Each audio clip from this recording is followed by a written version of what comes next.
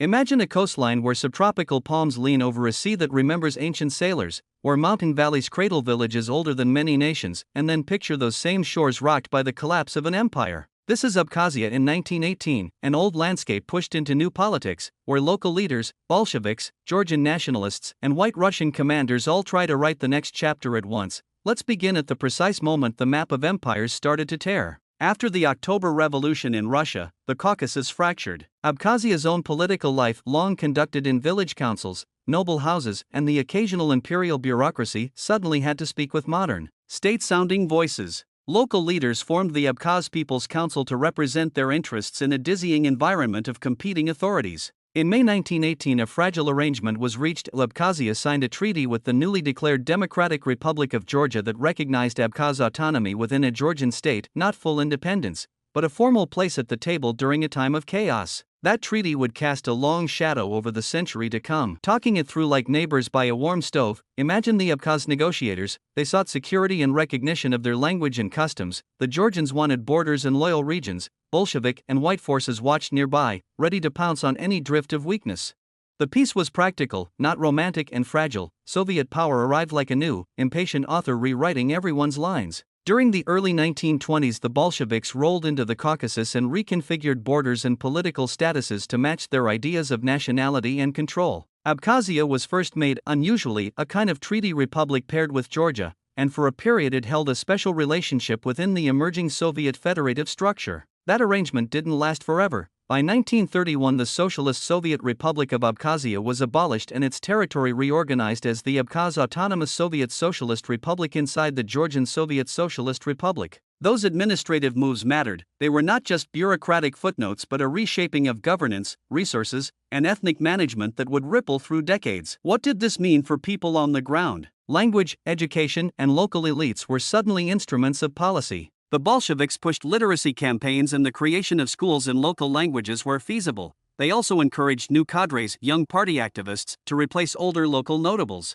Collectivization, Soviet courts, land redistribution, these policies remade everyday life. Old nobles found their estates nationalized, village households adjusted to collective farms or state-directed agriculture. A generation of children grew up reading primers that spoke of proletarian brotherhood and modern medicine instead of feudal lineage, yet policy is always interpreted locally. In Abkhazia, where communities were mixed Abkhaz, Georgians, Armenians, Russians and others, those changes were messy. New institutions sometimes favored one group over another, sometimes by accident and sometimes by design. The Soviet Republic's nationality policies both recognized ethnic groups and boxed them into administrative containers. Over time, those containers would be a source of identity, grievance, protection and division, depending on who you were and where you lived. Let's listen for a moment to the small textures of everyday history. In Sukhumi, the capital, promenades and bathhouses that once welcomed Tsarist holidaymakers now hosted workers' clubs, Lenin portraits, and new municipal committees. The old cosmopolitan mix, Greeks, Armenians, Russians, Georgians and Abkhaz neighbors, didn't vanish overnight. They adapted, argued, intermarried, and sometimes drifted apart. In mountain villages, elders still told stories of harvests and saints even as the younger people learned a modern curriculum that emphasized industry and the future. And yet the 1920s and 1930s carried the scent of future rupture. Centralization under Stalin intensified after the late 1920s. Repression, forced collectivization and purges hit many regions of the USSR. Even remote valleys were not immune. Administrative demotions, population transfers, and the simplification of borders into neat Soviet boxes began to harden identities that had until then been more fluid. Where once being from this valley mattered most, now being Abkhaz or Georgian or Soviet could determine who got a promotion, a passport, or a university scholarship and who was suspected in a political crackdown. Why does this administrative history matter? Because the legal and bureaucratic choices made in Moscow and Tbilisi between the wars laid the groundwork for political arguments that would explode later. When maps and labels decide which language gets broadcasts, which schools get funding, and who sits in the regional government, those are not neutral technicalities, they are leverage. You can see the outline of later tensions tracing back to these decisions,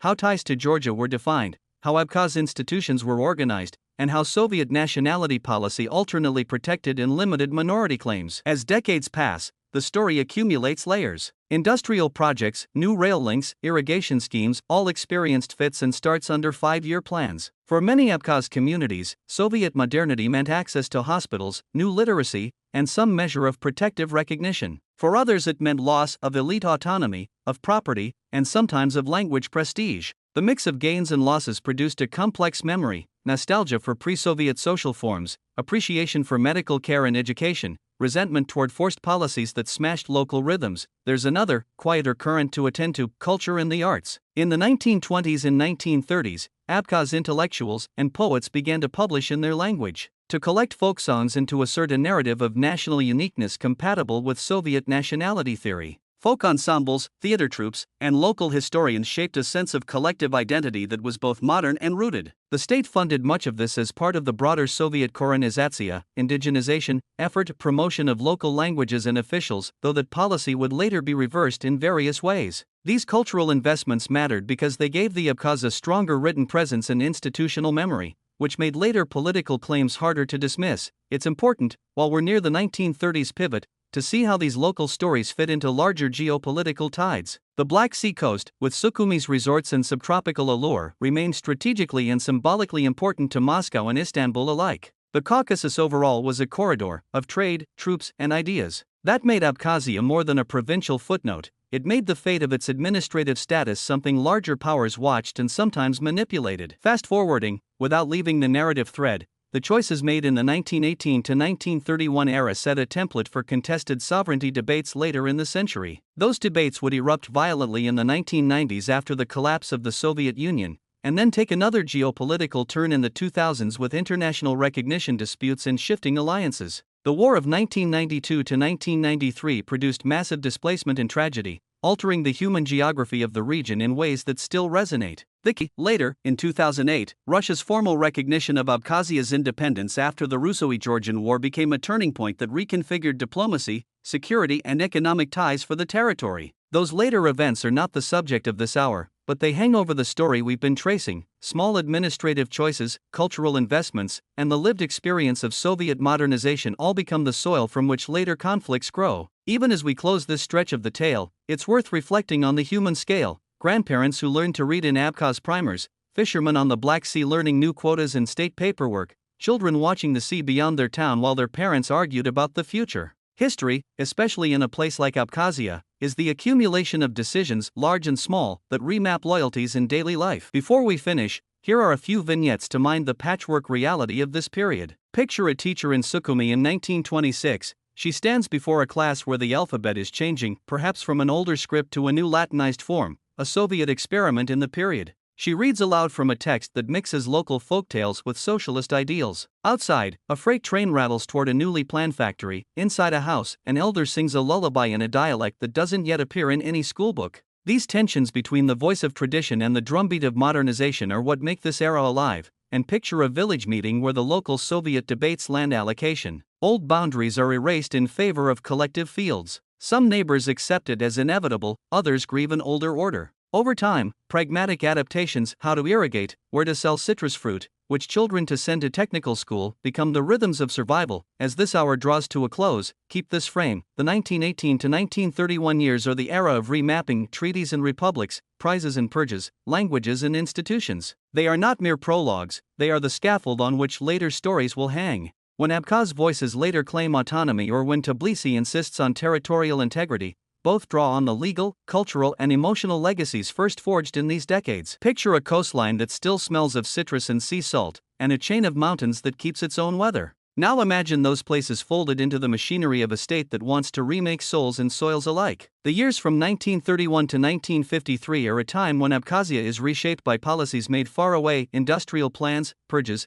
and the logic of total war, while people on the ground learn to make new kinds of lives inside those pressures. This hour will move slowly through those turbulent decades, listening to voices in town squares, at collective farm meetings, in bunkers, and in the waiting rooms of new hospitals. We'll keep it human, not a dry catalogue of decrees, but the lived experience of hardship, ingenuity, and survival. Begin with the hard fact that administrative labels from the previous decade were now concrete levers of power. The Special Republic status had been absorbed into the Georgian SSR. Institutions, funding lines, and appointments flowed through party channels that often favored central control. In the 1930s, Stalin's policies accelerated centralization across the USSR, and Abkhazia felt this in distinct ways. Agricultural collectivization touched the citrus groves and tea terraces, new cadres replaced older local elites, and the ideological push towards Soviet modernity redefined which languages and histories were public. The result was a patchwork. Some communities experienced real gains in schools and hospitals, while others saw their traditional ways curtailed and their leaders sidelined. Collectivization was not simply an economic program, it was a social revolution that rippled into kitchens and cemeteries. Land that families had tended for generations was folded into kolkhozes, collective farms, or state farms. Imagine a smallholder who once sold figs to travelers now reporting to a farm committee about quotas. The change altered daily life. Labor was organized by shift and by plan. Decisions about what to plant or when to harvest came from a committee rather than a household.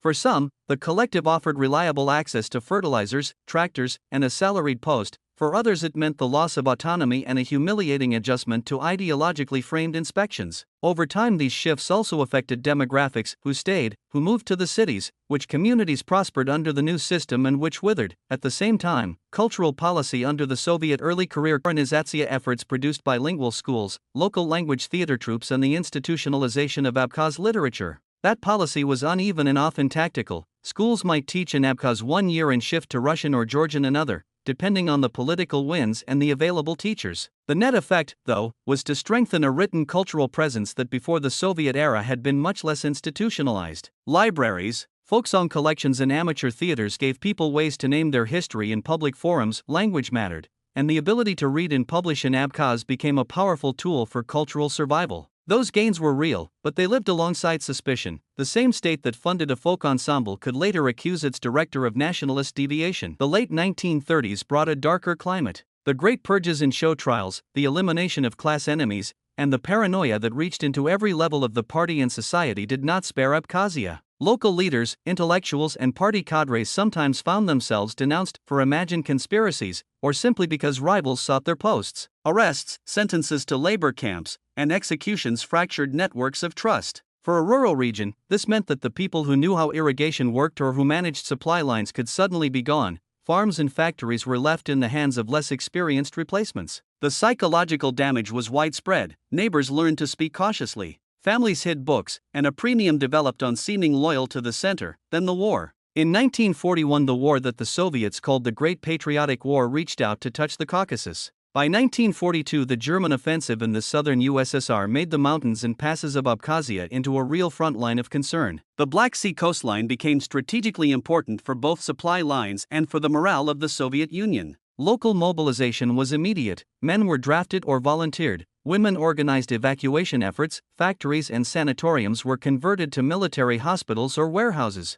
The seaside towns that had once hosted tourists now handled the logistics of a country at war. The fighting in the Caucasus included pitched mountain engagements and defensive work along passes. Though German forces made deep thrusts in 1942 elsewhere in the Caucasus, Abkhazia's towns, Sukhumi, Gadata, Gagra, were not overrun, and local defensive efforts helped repel the incursions toward the Sea of Azov and the Kuban. These battles mattered strategically and symbolically for both military planners and local morale. War brought suffering and also strange mixtures of solidarity. Entire populations were put on the move. Cities elsewhere in the USSR sent children to the relative safety of Black Sea towns. Hospitals in Abkhazia received wounded soldiers from other fronts. Factories shifted to war production. Teachers and nurses worked extended hours. The social fabric held in odd ways. Shared rationing made cooperative arrangements in districts and neighborhoods, and local networks of mutual aid, neighbors sharing fuel, cooks feeding extra children, carried enormous weight. At the same time, shortages and the constant fear of conscription or loss created strains. Young men were gone, the workforce shrank, and those left behind had to balance survival with the pressure to prove loyalty. The human stories of the war are innumerable. Think of a family in Sukhumi in 1943, the father at the front, the mother queuing at a food depot, the eldest daughter helping at a hospital where wounded soldiers had little more than bandages and patience. Or picture mountain villagers constructing anti-tank ditches and watch posts, listening through the night for engine sounds and taking comfort in the occasional radio bulletin that Russia's fronts held. The war also accelerated social mobility for some, women taking on roles traditionally held by men, young workers learning factory skills, and organizers demonstrating competence in extremely trying conditions, competence that sometimes translated into post-war positions. When the fighting subsided, the post-war years were devoted to reconstruction and to the enormous human costs of rebuilding. Sukhumi's promenades had to be repaired, housing needed reconstruction, agricultural yields had fallen and needed inputs the state often rationed. The 5-year plans after the war called for rapid industrial and agricultural recovery. Abkhazia participated in this drive with its hybrid economy, tourism, subtropical agriculture, tea, citrus, tobacco, and some light industry. Resorts and sanatoriums were reimagined as sites for Soviet recuperation. Workers and party leaders from Moscow and beyond were sent to rest on the Black Sea. The coastal cities regained a degree of their old sparkle. Though the shadow of wartime damage lingered, demographics shifted yet again. Wartime losses, migration to industrial centers, and post-war relocations meant that the ethnic makeup of the republic changed in nuanced ways. The Soviet state often directed population movements to meet labor needs. Professionals, doctors and teachers might be transferred in or out depending on central planning. These changes altered the cultural balance in towns and villages, sometimes creating new tensions over language use in schools, over who controlled local institutions, and over which historical narratives were prioritized in museums and schoolbooks. The late 1940s also carried the aftertaste of repression. Wartime close-quarters politics had made many new enemies. Accusations of collaboration, nationalist plotting, or ideological deviation continued to surface. And while the Great Purges had been most intense earlier, their ripple effects, broken families, lost expertise, and a persistent atmosphere of caution continued to shape public life. Cultural institutions that had expanded in the 1920s and 1930s now walked a tightrope. Folk ensembles and writers had to praise Soviet victory and modernity without straying into themes the censors considered nationalist or separatist. Yet amid these darker notes, there were quieter, constructive advances. Education expanded, more children finished secondary school and universities admitted students from the region. Roads and rail lines linked towns to larger centers. A new generation of professionals, doctors, engineers, teachers emerged who had grown up in the Soviet system and were comfortable with its language and institutions. Collective farms that had survived the turmoil learned to operate more efficiently in the later 1940s, with better access to tractors and fertilizers as state planning became more competent in certain sectors. Culture and memory after the war were complicated. Victory was celebrated with public rituals and monuments. Museums highlighted the heroic defense of the Caucasus. Yet personal grief for the missing and the dead remained private, woven into family stories rather than state plaques. In many Abkhaz families, the wounds of the 1930s and the anxieties of the 1940s combined. An aunt who had been denounced decades earlier now had a son who fought in the Red Army, and family narratives mixed pride and caution. The wartime experience also hardened attachments to place for many people who had fled the front then returned to rebuild their villages and towns,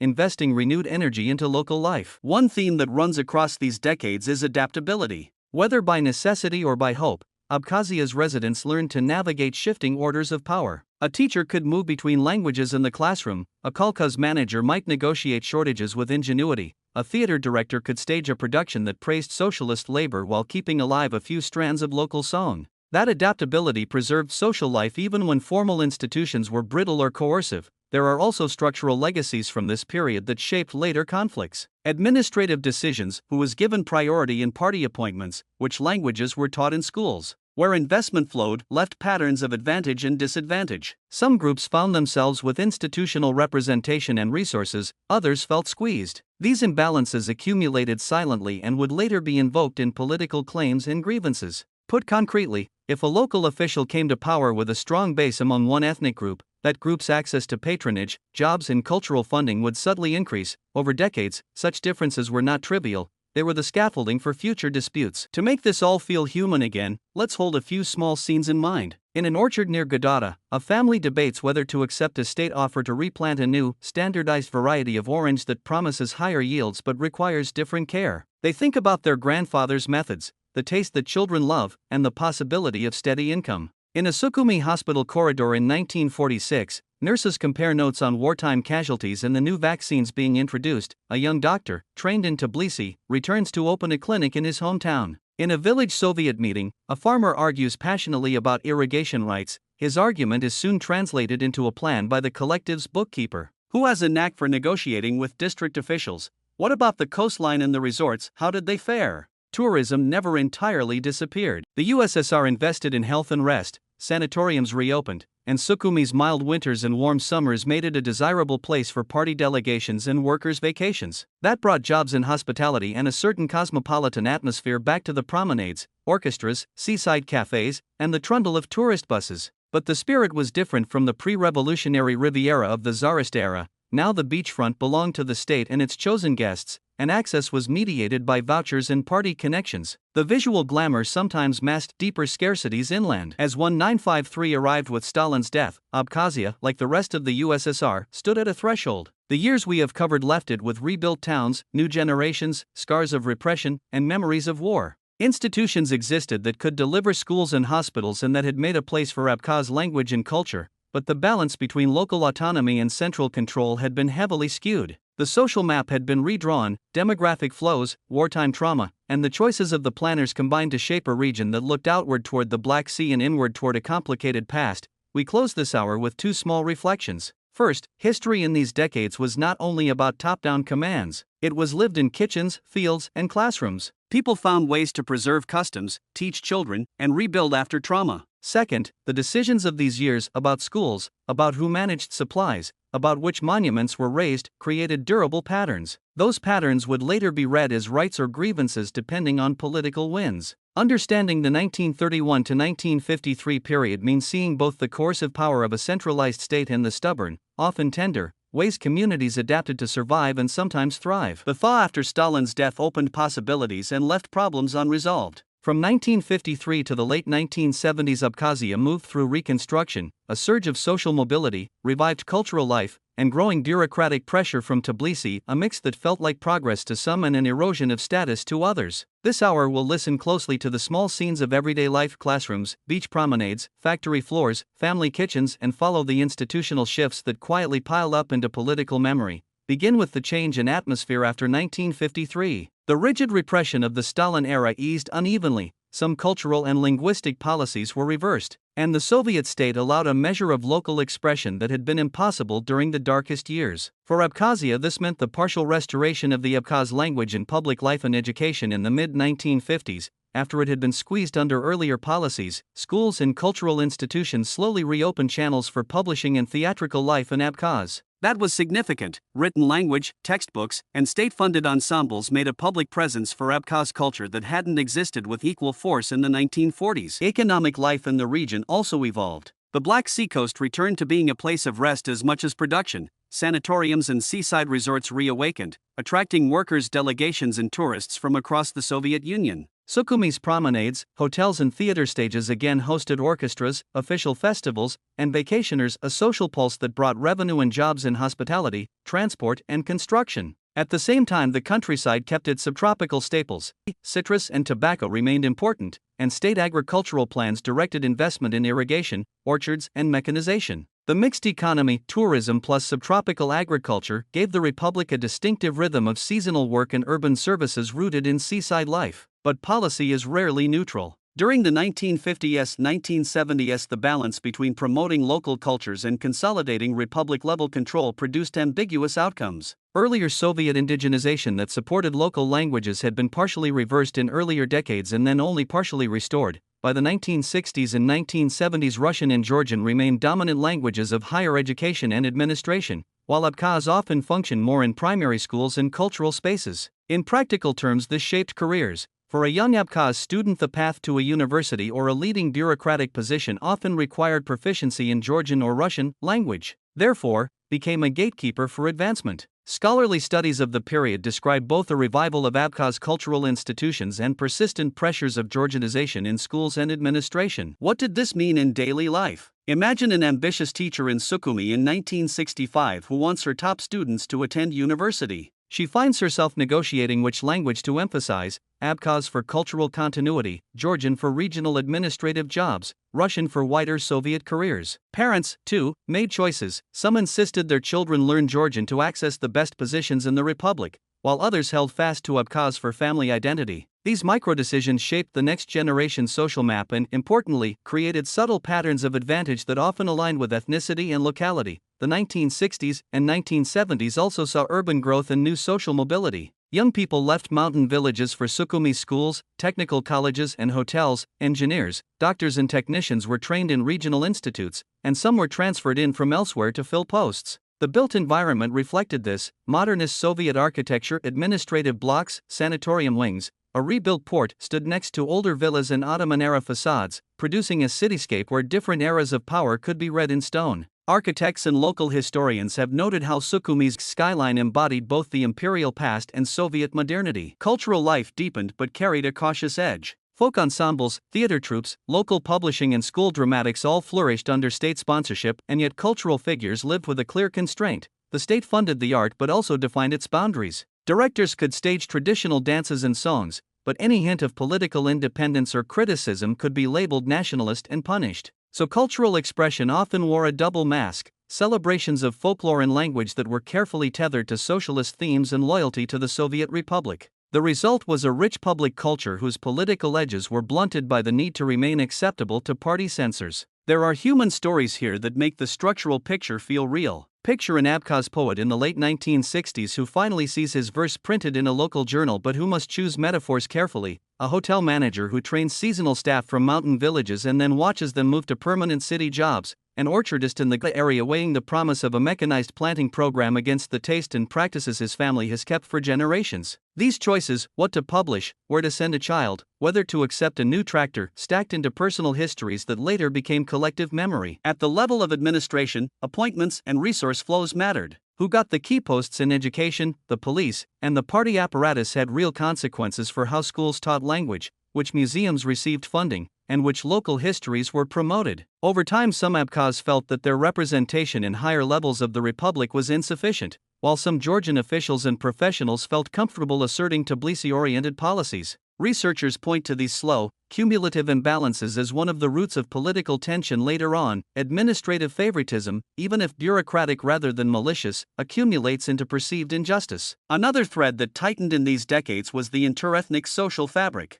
Abkhazia had always been multi-ethnic. Abkhaz, Georgians, Armenians, Russians, Greeks, and others lived in towns and valleys, and day-to-day life usually meant cooperation. Markets, schools, and workplaces were shared. Yet as people and resources shifted toward urban centers, competition for jobs, housing, and scholarships intensified. The competition was often local and practical: who gets the best apartment, who attends the medical institute, but narratives about identity could transform practical frustrations into political claims. Small grievances over a school language policy or an appointment were sometimes passed along as family stories and then cited in later political arguments. Economically, the Black Sea resort economy continued to matter. The steady flow of vacationers under the Soviet sanatorium system meant jobs in hospitality, transport, and maintenance. That seasonal income sat alongside steady agricultural cycles inland. The overall effect was a relatively high standard of living in coastal towns compared with many inland regions, better infrastructure, more cultural amenities, and a flow of visitors that kept small businesses alive. Photographs from the era show a bustling port, seaside hotels, and bustling promenades, signs of a coastal modernity that made Sukhumi a desirable, if politically complicated, place to live. By the late 1970s, then,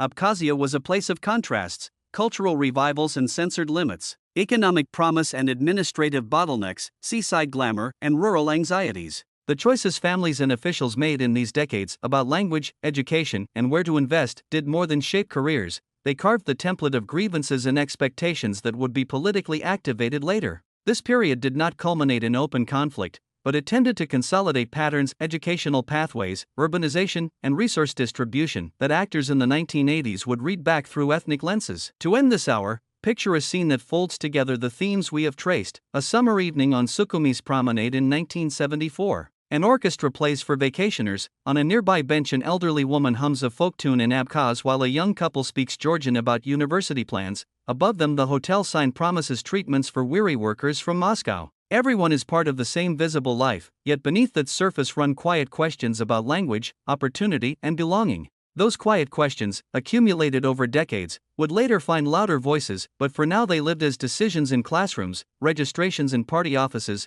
and choices at family tables. Imagine a summer crowd on Sukhumi's promenade in the late 1970s, orchestras warming up, sanatoriums full of holidaymakers, the smell of citrus in the air. Now imagine that same place 2 decades later: barricades on the avenues, families packing to leave their homes, and columns of smoke over neighborhoods that used to hum with seaside life. This hour traces how slow administrative and cultural pressures of the late Soviet era, combined with the collapse of the USSR and a surge of nationalism, turned decades of petty grievances into open conflict and mass displacement. Start with the chain of small, connective moments that altered political expectations. During the 1980s, the Soviet center loosened under Gorbachev's policies of glasnost and perestroika. Those changes opened civic space, they also made old claims possible to articulate publicly. In Abkhazia, local activists used the new permissiveness to demand restoration of the republic's earlier status, to complain about language and jobs, and to call attention to demographic and administrative trends they saw as diminishing Abkhaz influence. These claims were not made in isolation. Across the Soviet borderlands, national movements were gaining strength,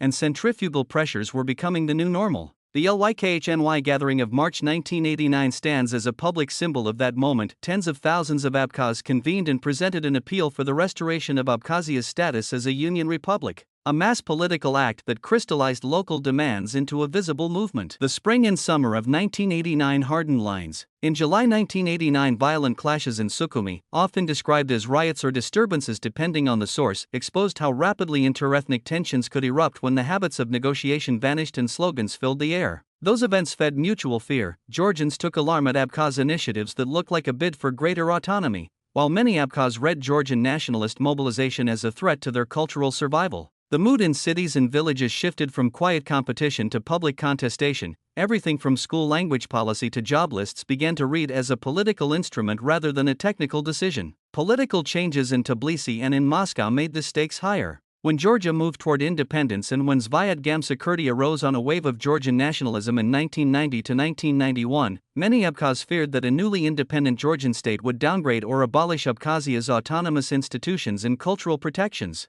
In response, Abkhaz leaders pushed for stronger legal guarantees, including declarations of sovereignty, and in some cases for full secession. In July 1992, the Abkhaz faction in the Republic's Supreme Council declared effective independence, a declarative step in a context of collapsing central authority and rising local militias. Those legal gestures transformed disputes over schools and appointments into competing claims of statehood. Between declarative politics and armed confrontation lay a dangerous gap: the weaponization of local resentments into organized force. When Georgia's central government attempted to reassert control over Abkhazia in 1992, the conflict escalated into full-scale war. The fighting, which unfolded across villages, in mountain passes and in the streets of Sukhumi, involved not only local Georgian and Abkhaz units but also volunteers and fighters from the North Caucasus and other actors whose involvement amplified the violence. Campaigns of siege, counterattack, and ethnic targeting produced catastrophic human costs. Many thousands were killed or wounded and hundreds of thousands were displaced from their homes,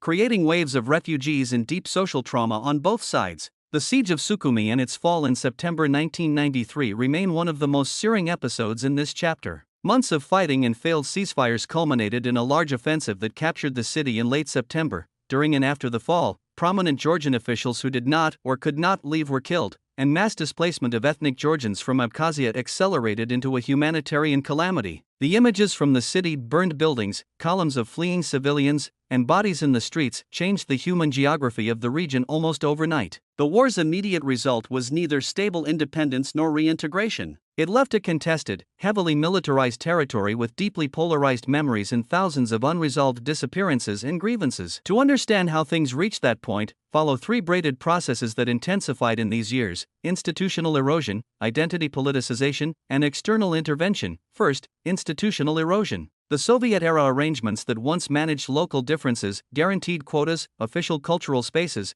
and centralized personnel systems broke down as Moscow's authority waned. That collapse removed routine, bureaucratic ways to channel conflict. Where earlier disputes had often been negotiated through party channels or ministries, the early 1990s increasingly saw power contested in the street and on the battlefield. Local institutions either atrophied or were rapidly reconfigured to serve emergency needs, sometimes by partisan actors who used official levers to benefit their own groups. The loss of predictable administrative arbitration turned technical questions, whose language is used in a preschool, into existential ones. Academic studies of post-Soviet transition show how quickly institutional collapse creates incentives for groups to secure advantage by force rather than by negotiation. Second, identity politicization. In multi-ethnic regions like Abkhazia, competition over jobs, housing and schools is often experienced as competition between peoples rather than between individuals. Language becomes a rallying cry, school lists and appointment rosters become evidence of bias. In the late Soviet and immediate post-Soviet years, perceptions solidified into narratives.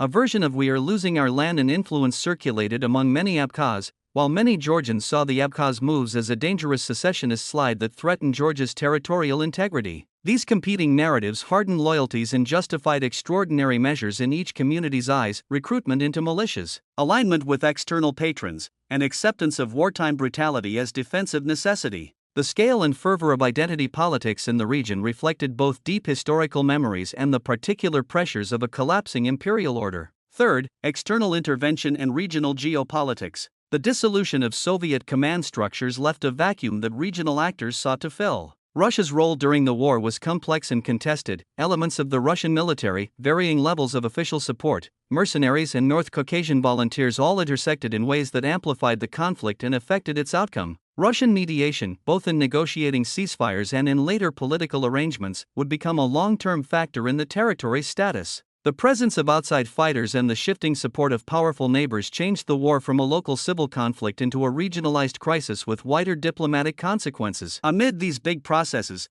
the human stories are wrenching and instructive. Consider families who found themselves split by identity and geography, mixed households where a Georgian spouse feared arrest while an Abkhaz relative sought refuge, teachers who watched their classes empty as children's families fled, fishermen whose nets lay unused because the harbor had been mined or because the market had collapsed. Refugee flows changed towns overnight. Settlements that had been ethnically mixed became more uniform as entire neighborhoods emptied. Makeshift camps filled beaches and schoolyards. Host communities strained to provide shelter and food. International agencies documented massive displacement and a severe humanitarian crisis. People without papers, people separated from relatives, and communities whose social fabric had been violently torn. Wartime violence left lasting institutional and cultural traces. Property records were lost or destroyed, making post-conflict restitution bitter and nearly impossible in many cases. Educational institutions had to rebuild not only classrooms but curricula and trust. Many cultural sites were damaged or repurposed. Museums and archives, repositories of local memory, were looted or neglected. Trauma became generational. Children born into displacement carried the memory of flight as a formative experience. Elders recounted neighborhoods that no longer existed, and circulating stories of atrocities hardened the sense that the other side had committed irreversible wrongs. The immediate aftermath, 1994 into the late 1990s, was a frozen conflict with fragile ceasefires and intermittent violence. Diplomatic efforts, mediated at times by Russia and international organizations, produced accords that paused open combat but failed to resolve fundamental questions of sovereignty, return of displaced people, or legal status. The absence of a comprehensive settlement allowed parallel institutions to consolidate. Administrative structures in Abkhazia consolidated around leaders who governed de facto, while Georgia and various international actors continued to frame the territory as part of Georgian sovereign claims. This duality, de jure claim versus de facto control, became the geopolitical logic for the years to come. Economically, the immediate consequences were devastating. Tourism collapsed, factories failed, and the coastal economy that had once fed Sukhum's cafes and hotels was decimated. Agriculture and tea production, already under strain from Soviet-era reorganization, suffered from abandoned fields, landmines, and the loss of markets. Reconstruction required capital and a political settlement neither side could guarantee. In practical terms, this meant prolonged hardship, an exodus of skilled professionals, and an economy dependent on aid, shadow networks, or patronage from external actors. The social cost, lost livelihoods and stunted social mobility, echoed for decades. Finally, the memory landscape hardened into competing histories. Each community cultivated its own set of commemorations, martyr narratives, and lists of grievances. For displaced Georgians, the war became a story of expulsion and longing for return. For many Abkhaz, it became a story of defense, survival, and the restoration of autonomy. Public monuments, school textbooks, and family stories enshrined different versions of the same events. Those divergent memories made future reconciliation difficult. If two histories register different victims and villains, how do you build a shared narrative to guide coexistence? To close this hour with human detail, imagine a teacher from Gali in 1993 who carried only a small satchel when her family fled at night. Her students scattered across camps and towns, some later to be resettled abroad. Or picture a doctor in Sukhumi who stayed through weeks of shelling to treat the wounded with dwindling supplies, later to be haunted by faces he could not save. These personal histories, small, intimate, brutal, are the archive that statistics and legal arguments cannot fully capture. This chapter ends with a region drastically altered, demographics shifted, institutions broken and rebuilt under military and political pressures, and a diplomacy that left status unresolved. The period 1978 to 1994 is therefore the pivot from simmering, bureaucratically managed difference into open war and long-term geopolitical deadlock. The consequences of these years reach forward. They shaped who sits in power, who remembers which wrongs, and what kinds of political solutions seem possible or impossible. Picture a coastline that has seen armies pass and tourists return. Imagine fields that are sometimes tended by owners who cross a guarded line every morning. Imagine a capital whose ruined facades hold both party slogans and new shopfronts. The years between the 1994 Moscow ceasefire and Russia's recognition in 2008 are a story of a territory that became, in practice, separated from the country that claims it, a place of frozen diplomacy, fragile returns, economic collapse, and new external dependencies. This hour-long segment listens to the institutional mechanics, the human toll, and the slow political transformation of Abkhazia in the decade and a half after the 1992 to 1993 war. Start with the map that changed everything in practice. After the catastrophic fighting of 1992 to 1993, the parties signed the agreement on a ceasefire and separation of forces in Moscow on May 14, 1994. That accord established a security zone, a separation of heavy weapons, and a peacekeeping presence intended to prevent a return to large-scale combat. It froze front lines rather than resolving the underlying political dispute, and that freezing shaped the decades to come. Into that frozen frame stepped international monitors and peacekeeping contingents. The United Nations Observer Mission in Georgia worked alongside a Commonwealth of Independent States (CIS) peacekeeping force to observe compliance and to assist in confidence-building measures. Those international actors provided a minimal buffer against renewed all-out war, offered limited humanitarian support, and helped keep diplomatic channels open, but they also operated under restricted mandates in a politically charged environment where consent and access were often contested. What frozen meant in practice was not static peace but a long, low-intensity limbo.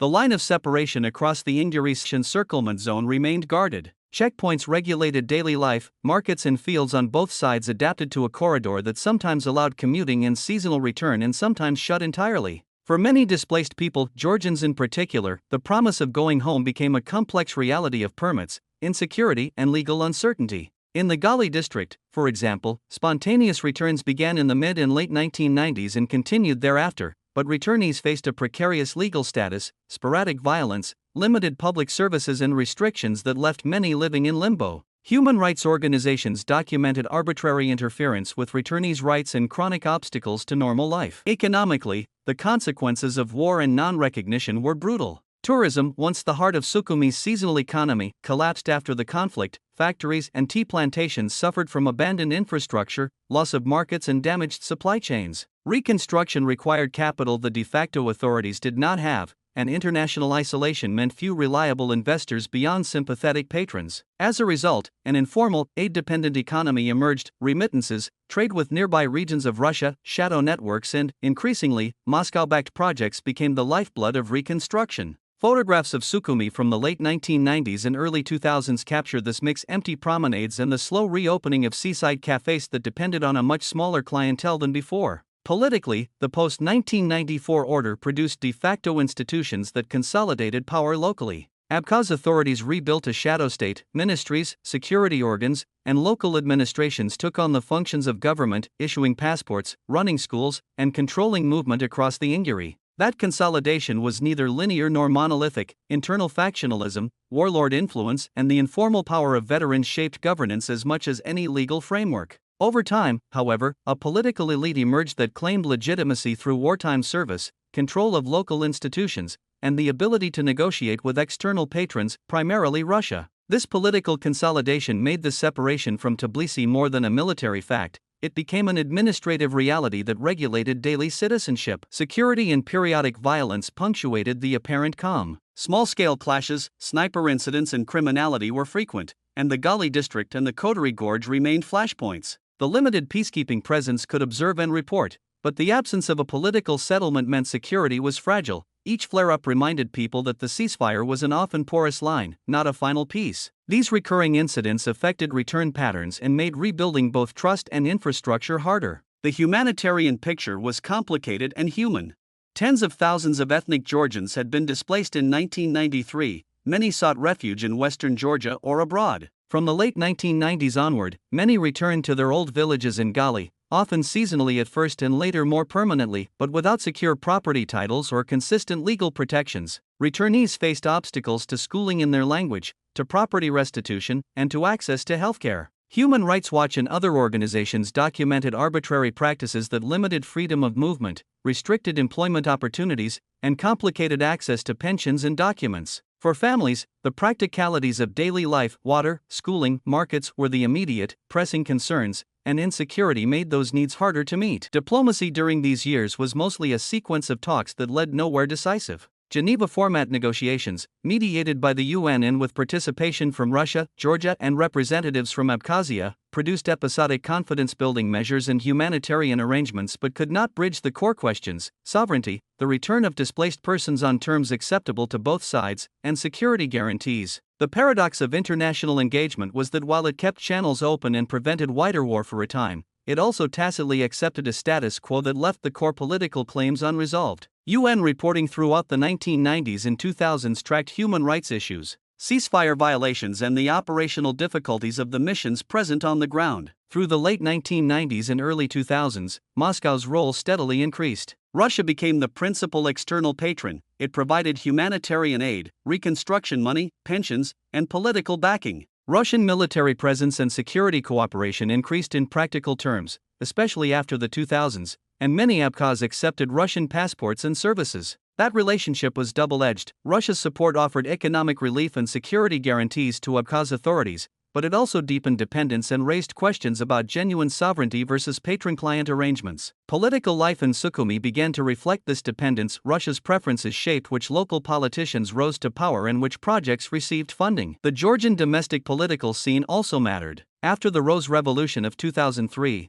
the new government in Tbilisi under Mikhail Saakashvili sought to reassert state authority and to modernize Georgia rapidly. Those policies included attempts to re-establish state presence in breakaway areas and to consolidate central power. At times these moves increased tensions. Both rhetorical escalations and limited military operations in contingent areas, for example, in the Kodari Gorge in 2006, signaled that Tbilisi aimed to change facts on the ground. Those moves, in turn, hardened Abkhaz demands for security guarantees and pushed many in Sukhumi closer to Moscow as a counterbalance. The summer of 2008 became the turning point. A wider war between Russia and Georgia in August 2008, focused on South Ossetia but with fighting in multiple theaters, changed the diplomatic map. In the aftermath of that conflict, Russia formally recognized Abkhazia and South Ossetia as independent states on August 26, 2008, a move followed by a handful of other countries. The recognition redrew international alignments overnight. For Abkhazia, it offered a powerful guarantee from a major state, a pathway to formal diplomatic ties and security patronage. For Georgia and most of the international community, it was a breach of Georgia's territorial integrity and a deepening of Russia's geopolitical influence in the South Caucasus. What did 2008 recognition mean on the ground? In immediate terms, it increased Russian economic and military support, funds for reconstruction, formal bilateral agreements,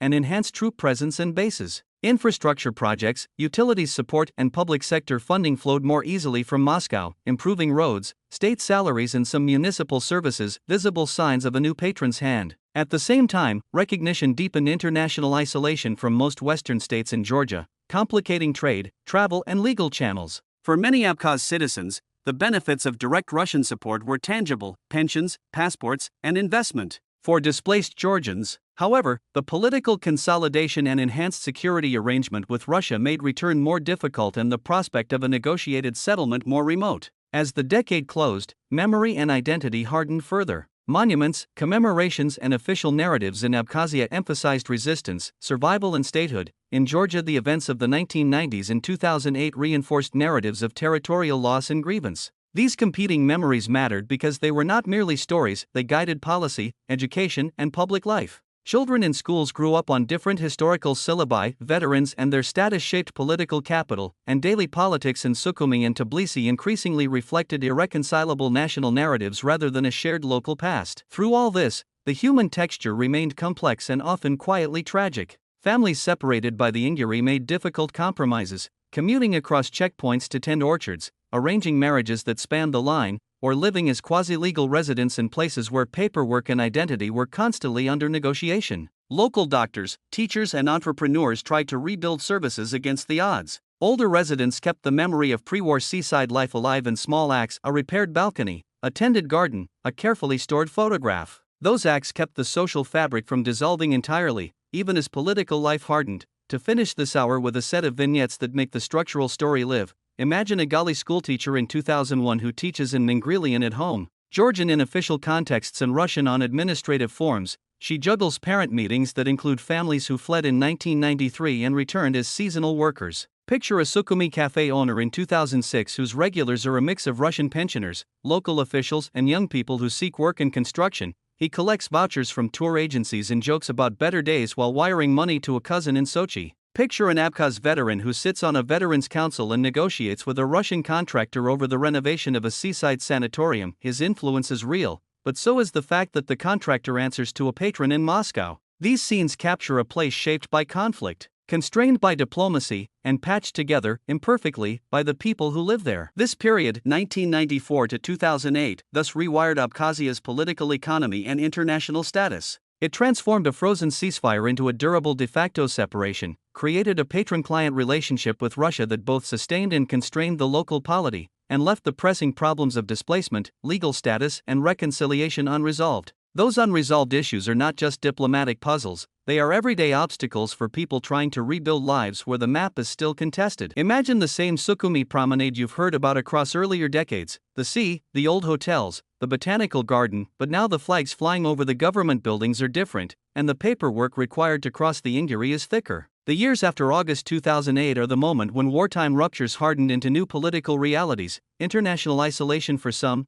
direct patronage from one powerful neighbor for others, frozen hopes for many returnees, and an intensifying tug between local autonomy and dependence. Start with what changed immediately after the August 2008 war. Russia's formal recognition of Abkhazia's independence in late August 2008 was a geopolitical rupture as much as a legal one. It ended the pretense that the territorial dispute could be managed only as an internal Georgian problem, shifted the main diplomatic axis from the UN-led formats toward Moscow-centered arrangements, and opened the door for more direct Russian economic and security involvement. For Abkhaz leaders, recognition promised the long-sought ending of diplomatic limbo and the material benefits that come with an allied great power: infrastructure funds, pension payments to residents, and a visible security guarantee. For Tbilisi and most of the international community, it was an unacceptable blow to Georgia's territorial integrity and a new obstacle to mediated settlement. That new patron-client logic had practical effects at home. Russian aid and investment, sometimes bilateral, sometimes channeled through state enterprises, flowed into repairs of roads, partial reconstruction of hotels and public buildings, and direct social transfers crucial for households. Tourism, once the engine of the Black Sea economy, returned in a much narrower, Russia-centered form. Visitors came mainly from the Russian market, and many projects were structured around Russian tour operators and contractors rather than a broader international clientele. The upshot was recovery in visible urban places, Sukhumi's piers, and a few renovated sanatoriums, while inland agriculture, tea plantations, and small villages often lagged because investment tended to concentrate where it was most visible and politically useful. Scholars and policy analysts emphasize how recognition dramatically reoriented Abkhazia's trade, aid, and investment toward Moscow. Security and the shape of armed forces shifted, too. What began as informal security cooperation deepened into closer integration. Veteran militias and security organs that had been semi-autonomous were increasingly tied to Russian training, equipment, and command systems. The language of strategic partnership grew routine in official statements. Joint exercises, equipment deliveries, and formalized cooperation agreements signaled a shift from a locally run defense to one under heavy Russian influence. Analysts described this process as a creeping incorporation, not a formal annexation, but a layering of Russian standards and command that blurred the line between client state and allied protector. That trend would culminate in later treaties that laid out explicit integration roadmaps, but the roots are visible in the years immediately after 2008. Daily life at the administrative boundary hardened into a landscape of permits, fences, and checkpoints. The phenomenon often called borderization, the slow installation of new barriers and formalized control along the administrative boundary line, made travel and cross-border commerce more difficult for people who had for decades moved fluidly between the two sides. For residents of Gali and nearby districts, many of whom are ethnic Georgians or Mingrelians, the practical issues became urgent. Access to pensions, medical services, and schools depended on papers accepted by the de facto authorities, property rights were contested, and the uncertainty of legal status limited economic recovery. Human rights organizations documented how returnees in Gali faced precarious living conditions, incomplete access to the rule of law, harassment at checkpoints, and administrative obstacles to basic services. For thousands, return became a fraught and partial experience rather than a simple restoration. Politically, internal dynamics in Abkhazia adjusted to the new balance of dependency and self-rule. The post-war elite consolidated authority through veteran networks, party structures, and control over ministries, presidential politics turned on personal networks, war credentials, and who could best manage relations with Moscow. The 2014 presidential election is a clear example. After internal protests and the resignation of Alexander Ankvab in mid-2014, Raul Kajimba, a longtime opposition leader and former vice president with strong pro-Russian credentials, won the August vote. His victory signaled a shift toward leaders who publicly embraced deeper ties to Moscow and who promised security and steadier funds. In practice, that meant policies oriented to lock in cooperation agreements with Russia and to harmonize certain legal and administrative practices with Russian institutions. That political orientation came with tensions. Many Abkhaz welcomed Russian support as the only realistic guarantor of their de facto independence and the means to rebuild after war. But dependence produced worries, among others, fears that economic leverage would translate into political control, that property and investment rules would privilege outsiders, and that the distinctive institutions of Abkhaz governance would erode under harmonization with Russian norms. These anxieties were not abstract, they surfaced in protests, factional fights in the parliament, and in the rhetoric of civic groups wary of losing local control. Analysts pointed to a real trade-off: security and money from one patron in exchange for political room constrained. International diplomacy adapted, but unevenly. UN-led formats and the mission infrastructures that had existed in the 1990s and early 2000s became marginalized as direct Russia-Abkhazia and Russia-Georgia interactions took on a more decisive role. International organizations continued to document human rights conditions, monitor ceasefire violations, and push for humanitarian access, work that mattered deeply to civilians, but their political leverage was limited by Moscow's position and by the fact that only a very small number of states recognized Abkhazia. The result was a diplomatic patchwork. Humanitarian and confidence-building initiatives coexisted with an entrenched de facto status that no multilateral settlement had resolved. International diplomacy adapted, but unevenly. UN-led formats and the mission infrastructures that had existed in the 1990s and early 2000s became marginalized as direct Russia-Abkhazia and Russia-Georgia interactions took on a more decisive role. International organizations continued to document human rights conditions, monitor ceasefire violations, and push for humanitarian access, work that mattered deeply to civilians, but their political leverage was limited by Moscow's position and by the fact that only a very small number of states recognized Abkhazia. The result was a diplomatic patchwork. Humanitarian and confidence-building initiatives coexisted with an entrenched de facto status that no multilateral settlement had resolved. Economically, the picture was dual-track. On paper and in Sukhumi's renovated areas, visible projects suggested recovery: newer roads, renovated public buildings, and the return of some tourism revenue from Russian markets. At the same time, many sectors remained fragile. Tea production and smallholder agriculture suffered from market dislocation. The financial networks that enabled broader investment were limited by non-recognition,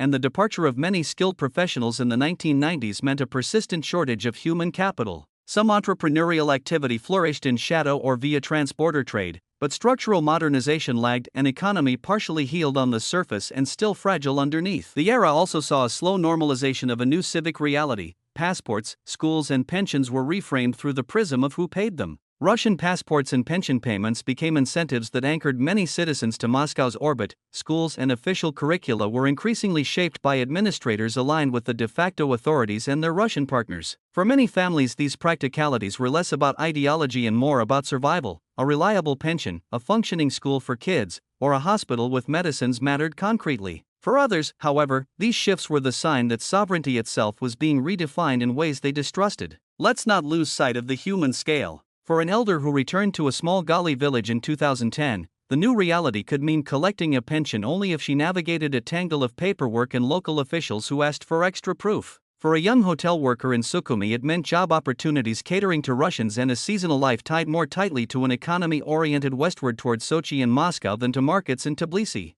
For civil society workers and journalists, it meant a narrow civic space where critique of Russian influence had to be carefully calibrated or risked marginalization. Those everyday choices, paperwork, jobs, routes to education, accumulated into generational expectations about where security, opportunity, and identity intersected. Two strands from these years set the pace for what followed. First, the legal and institutional groundwork that tied Abkhazia more closely to Russia: agreements on security cooperation, economic harmonization, and formalized partnerships created durable dependencies that were hard to unwind. Second, the unresolved humanitarian question of displaced persons, especially in Gali, remained an unresolved moral and political challenge. Partial returns without secure property rights left many families legally exposed and socially vulnerable. Human rights monitors continued to note abuses and administrative obstacles, a reminder that diplomacy without effective guarantees leaves civilians exposed to daily injustice. By late 2014, the trends were unmistakable. Political leaders who came to power after the 2014 crisis leaned toward institutionalizing ties with Russia. Scripts for deeper military and administrative cooperation had been negotiated,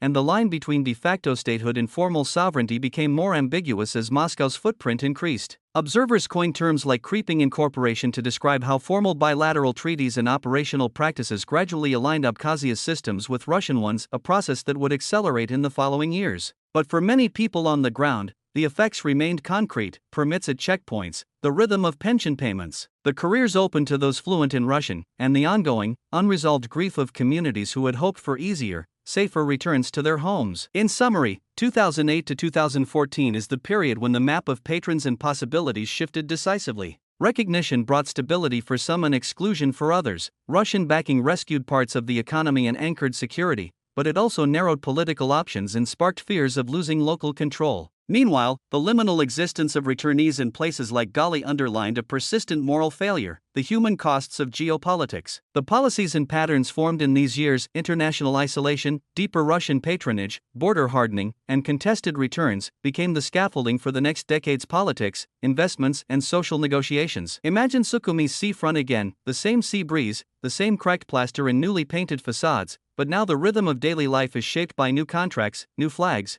and a kind of cautious optimism that hides a deeper anxiety. This hour follows how a diplomatic pivot in 2014, deeper Russian patronage, periodic protests, and polarized politics rewired institutions, livelihoods, and trust in Abkhazia, producing visible recoveries in some places and mounting tensions in others. Begin with the legal turn that shaped everything. In late 2014, Abkhazia and Russia signed an agreement on alliance and strategic partnership. On paper, it promised closer economic cooperation, security guarantees, and coordinated development. For many Abkhaz leaders, the treaty looked like security and investment after decades of uncertainty. For many critics, it felt like a narrowing of sovereignty, a formal deepening of patronage that would tie the republic's fate more closely to Moscow. The treaty shifted the diplomatic axis away from multilateral formats toward bilateral arrangements with Russia as guarantor. That legal and diplomatic reorientation produced immediate, concrete changes on the ground. Russian money moved into visible infrastructure projects: a repaired road here, a renovated sanatorium there, and with the money came Russian contractors, firms,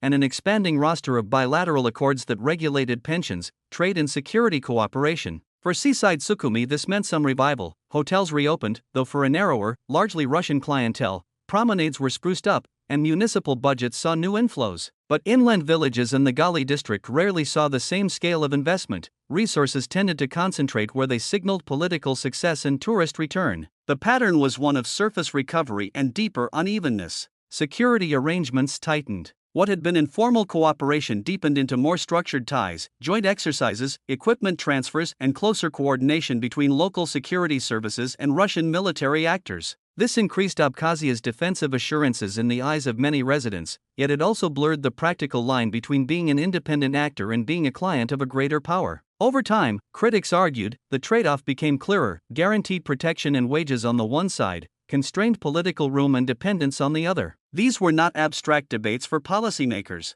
They shaped hiring, budget choices, and who sat on key boards in ministries and enterprises. Dinated development. For many Abkhaz leaders, the treaty looked like security and investment after decades of uncertainty. For many critics, it felt like a narrowing of sovereignty, a formal deepening of patronage that would tie the republic's fate more closely to Moscow. The treaty shifted the diplomatic axis away from multilateral formats toward bilateral arrangements with Russia as guarantor. That legal and diplomatic reorientation produced immediate, concrete changes on the ground. Russian money moved into visible infrastructure projects: a repaired road here, a renovated sanatorium there, and with the money came Russian contractors, firms, and an expanding roster of bilateral accords that regulated pensions, trade, and security cooperation. For seaside Sukhumi, this meant some revival. Hotels reopened, though for a narrower, largely Russian clientele, promenades were spruced up, and municipal budgets saw new inflows. But inland villages and the Gali district rarely saw the same scale of investment. Resources tended to concentrate where they signaled political success and tourist return. The pattern was one of surface recovery and deeper unevenness. Security arrangements tightened. What had been informal cooperation deepened into more structured ties, joint exercises, equipment transfers, and closer coordination between local security services and Russian military actors. This increased Abkhazia's defensive assurances in the eyes of many residents, yet it also blurred the practical line between being an independent actor and being a client of a greater power. Over time, critics argued, the trade-off became clearer: guaranteed protection and wages on the one side, constrained political room and dependence on the other. These were not abstract debates for policymakers. They shaped hiring, budget choices, and who sat on key boards in ministries and enterprises. Daily life at the administrative boundary line hardened into a choreography of permits, checkpoints, and sometimes hostile encounters. The phenomenon, often called borderism, incremental fencing, formalizing of crossing points and strengthened patrols along the Inguri, made cross-river life harder for ordinary people. For returnees in Gali and for families who once commuted across the line to tend orchards, the practicalities of everyday life were complicated by paperwork, by interrupted access to schools and healthcare, and by the fear of arbitrary administrative measures. Human rights groups documented how returns often happened without secure property rights or reliable legal protections, leaving families in precarious limbo. Politics within Abkhazia grew fractious and personalized. The post-2014 era saw political battles play out around the distribution of patronage, management of investment projects, and the balance between those who favored tighter Russian integration and those who worried about loss of autonomy. Veteran networks, security services, and newly empowered bureaucrats all became central players in the distribution of resources. Presidential politics turned on who could demonstrate competence in attracting funds from Moscow, while opposition currents accused incumbents of corruption or selling national assets. These tensions periodically boiled over into street protests and public confrontations. Human stories make these abstract processes visible. Picture a Gali schoolteacher in 2016 who teaches classes in Mingrelia at home, faces Georgian language official forms, and must sign up her pension through channels that now require new kinds of documents. Picture a small hotel owner in Sukhumi who rebuilt a few rooms for Russian tourists and now depends on contracts with tour operators in Sochi. His seasonal income is real, but he watches as contractors from Moscow outbid local builders for municipal projects. These everyday trade-offs shape loyalties and anxieties more powerfully than any headline. The unresolved humanitarian question remained acute. Tens of thousands displaced in the early 1990s still looked for secure returns. Many who attempted to go home encountered legal ambiguity, lack of services, and administrative barriers. International organizations and rights groups continued to highlight arbitrary detentions, restrictions on movement, and difficulties accessing pensions and social services for returnees. The mismatch between diplomatic declarations and the everyday protections needed by civilians produced chronic frustration and humanitarian vulnerability. The political calendar produced several climactic moments. Protests in 2014 had already signaled the fragility of governing coalitions. The more decisive rupture came in late 2019, January 2020, when mass demonstrations over a disputed election and accusations of fraud culminated in large crowds occupying government spaces and the president's residence. Under intense pressure, Raul Kajimba resigned in January 2020, a dramatic moment that underscored the potency of street politics in a context where formal institutions are often seen as extensions of wartime networks or patronage arrangements. The resignation revealed how elections, once a pathway to formal legitimacy, could also trigger explosive political crises when trust in electoral institutions is low. Economically, the picture remained mixed. Some public works and municipal projects visibly improved urban infrastructure and services in Sukhumi. Many residents welcomed better roads and the return of seasonal business. Yet the economy stayed fragile beneath the surface. Narrow markets dependent on Russia, scarce foreign investment due to non-recognition, and a shortage of skilled professionals who had emigrated during the 1990s and 2000s. Small-scale entrepreneurship survived in shadow economies and trans-border trade, but long-term diversification and modernization remained constrained by legal and diplomatic isolation. Cultural life and public memory continued to diverge sharply across communities. In Abkhazia's official commemorations, the emphasis on resistance, wartime heroism, and the legitimacy of de facto institutions grew stronger. In Georgia and among displaced Georgians, the emphasis remained on loss, exile, and the moral imperative of return. Those parallel memories were taught in schools, solidified in monuments, and transmitted through family stories, making reconciliation harder because each side's narrative locked in different sets of victims, heroes, and injustices. These competing public histories turned museums, textbooks, and public holidays into political terrain. Toward the end of this period, three durable patterns hardened. First, the deeper the integration with Russia became, through treaties, funding, and security ties, the narrower Abkhazia's independent policy choices appeared to grow. Second, unresolved returns and insecure property rights in Gali and elsewhere kept humanitarian grievances alive and created fertile ground for low-level violence and administrative abuse. Third, politics in Sukhumi remained a volatile mix of personal networks, veteran claims, and contested legitimacy, a system where elections could either produce stability or trigger rupture depending on whether people trusted the process. To make the human scale stick, imagine an elderly woman who, after years of waiting, manages a precarious return to her village in 2017 only to find that her paperwork is questioned at a checkpoint and that her lands title is unclear. Or imagine a young teacher who must decide whether to take a stable municipal job that requires public loyalty to a patron, or to pursue further study abroad and risk losing local social networks. Those decisions about whether to stay, to accept new ties, to protest, or to adapt accumulated into the political map you see in 2020. This chapter closes with a region more connected to Moscow than ever before in practical terms, yet still haunted by unresolved displacement, contested legitimacy, and brittle institutions. The choices made in these years, treaty-making, patronage, border hardening and the politics of legitimacy set the stage for the next era's crises and opportunities. A polity that can rebuild visibly with external help but that still struggles to reconcile its past, repair social trust and provide secure rights to all its residents. Listen close. These years are about the tightening and fraying of two things at once: ties to a powerful patron, and the fragile social fabric inside the territory itself. From the volatile politics that shook Sukhumi in 2019 to 2020, through renewed Russian integration and sometimes visible recovery, to fresh protests, a contested election and urgent humanitarian questions, 2020 to 2025 is the chapter where local choices and big power moves collide in everyday life, begin with the political ground beneath people's feet. The period opens under the shadow of the 2019 to 2020 unrest that exposed deep distrust of governing elites and of arrangements seen as too close to Moscow. Those protests and the political crisis that followed made clear that support for Russian backing was complicated. Many welcomed the money and security it brought, but many feared a loss of local control and the sale of public assets. The legitimacy of elected institutions was repeatedly tested by mass demonstrations, showing how fragile popular trust had become. That political turbulence did not happen in a vacuum. It unfolded against a backdrop of steadily deepening legal and practical ties to Russia that began with the 2014 alliance and strategic partnership framework and continued with a range of bilateral agreements and projects. In practice, this meant two things at once: visible investment in Sukhumi's waterfront and major public works, and a parallel concentration of political influence among veterans, security actors, and business figures aligned with Russian patrons. For many residents, the bargain, security and paychecks in exchange for a narrower political horizon, was pragmatic. For others, it felt like a slow erosion of self-determination. Daily life along the administrative boundary line, the Inguri/Inguri, remained one of the urgent human stories of these years. Borderization, incremental fencing, checkpoint hardening and administrative barriers continued to complicate the lives of people who had historically moved across the river for work, schooling, or family ties. Returnees in Gali lived in a legal gray zone. Many had come back to their villages,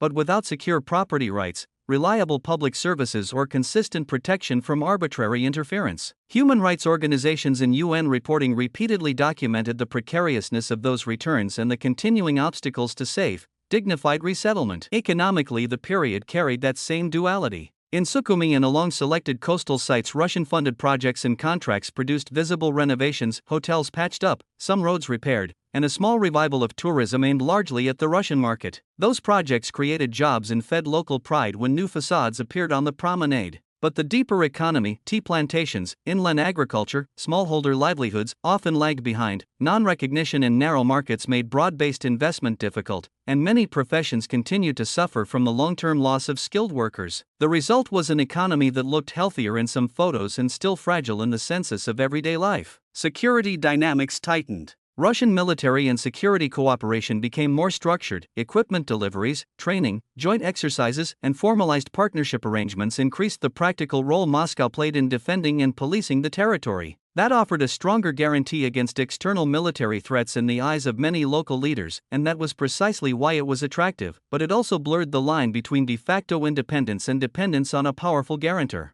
International observers and regional analysts described this as a process of creeping incorporation. The formal trappings of sovereignty remained, but many levers of statehood were being aligned with Russian systems. Politics in Sukhumi during these years was volatile and highly personalized. Elections and parliamentary fights were not only contests about policy but also proxy struggles over who controlled the flow of Russian money and contracts. Protests in late 2019 and again in 2024 over a proposed Russian investment deal showed the combustible mix of pride in the Black Sea coast and fear that big developments would hand too much power to outside companies and developers. Those demonstrations, which included storming parliament in at least one instance and forced the halting of a controversial project, made clear that popular opinion could still shape outcomes, even within a highly constrained political space. The human consequences of political choices are immediate. Consider energy and basic services. 2024 to 2025 saw a serious electricity crunch sharpened by low water levels at hydro plants and by increased local demand,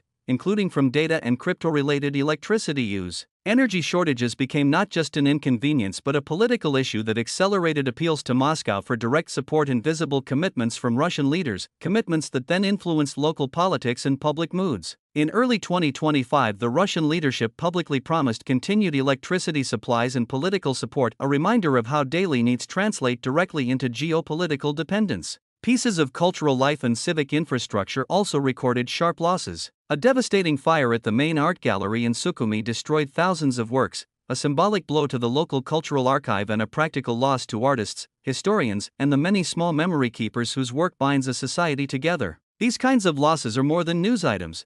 They empty the shelves of civic memory at a moment when competing narratives are already hardening. International and legal avenues continued to matter. UN reporting and human rights monitoring kept documenting the scale of returns to Gali. Tens of thousands have returned spontaneously over the years, and the institutional gaps that make returns insecure. Meanwhile, European and international courts and research bodies produced findings that reinforce the idea of Russia's decisive control over the territory's security and practical institutions, conclusions that feed diplomatic arguments, restitution claims, and the legal framing of property and human rights cases. These legal developments are slow-moving, but their implications are weighty. They shape who is held answerable for property violations, detentions, and cross-border abuses. The electoral calendar produced a dramatic moment in 2025 when a presidential contest took place under politically charged circumstances following protests and the resignation of a prior leader. Local reporting and international wire services emphasized that the vote and its aftermath were another instance where internal politics, public mobilization, and the role of Moscow intersected visibly. Candidates' ties to external patrons, promises about infrastructure and pensions, and positions on property rules all became key fault lines in the campaign. The result, recognized by Russia and contested by Tbilisi and most of the international community, reinforced the region's continued diplomatic isolation even as it secured a working government for the de facto authorities. At the border crossing level, there were practical but powerful steps. Flights resumed between Moscow and Sukhumi in 2025 after decades without direct passenger service, a highly symbolic reconnection that promises to change who visits and who invests, and that concretely reduces travel friction for many people with ties to Russia. New flight links are a small technical detail with outsized social impact. They make family visits easier for Russians with property or pensions in Abkhazia, they feed the tourism sector focused on the Russian market, and they further entrench Moscow's role as a practical gateway. Still, unresolved humanitarian questions remain the most persistent wound. Returnees in Gali face administrative harassment, unclear property titles, and periodic violence. Civil society groups and UN bodies repeatedly call for safe,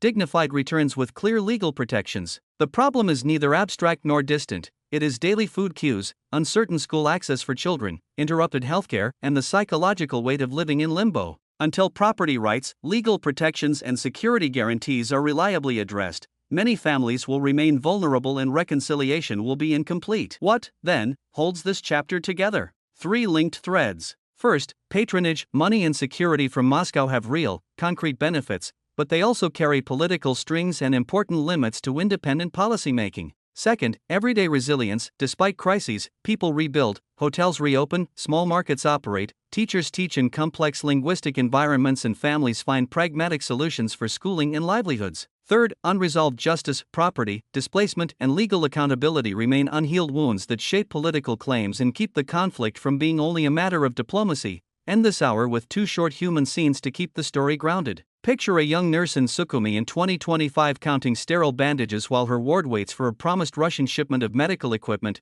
She balances gratitude for visible help with worry about long-term dependence. Picture a returnee family in Gali who reclaimed a rundown house but who still cannot register their land officially, who teach their children Mongolian at home and Georgian or Russian at school, who measure their days by whether their pension arrives on time. Their politics are not abstract but architectural and bureaucratic. These years do not resolve the old questions. They reconfigure them, they make the stakes of daily life depend more than ever on which external partner you can secure. And they deepen both political dependence and social resilience. The policy choices, legal findings, and public demonstrations of 2020 to 2025 have left Abkhazia more connected to Moscow in practice, more contested in memory, and more urgent in human terms. The long work of rebuilding durable rights, secure returns, and a shared civic life remains unfinished, and it is a practical, not merely diplomatic, project.